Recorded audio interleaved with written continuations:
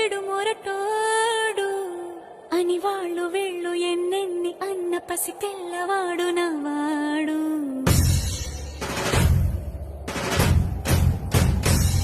విడుముండోడు అని ఊరు వాడ అనుకున్న గాని మహారాజు నాకు నవ్వాడు.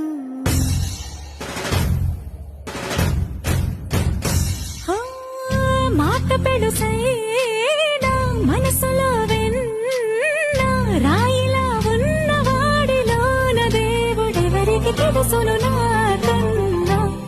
సూసేకి అగ్గిరవ్వ మాదిరే ఉంటా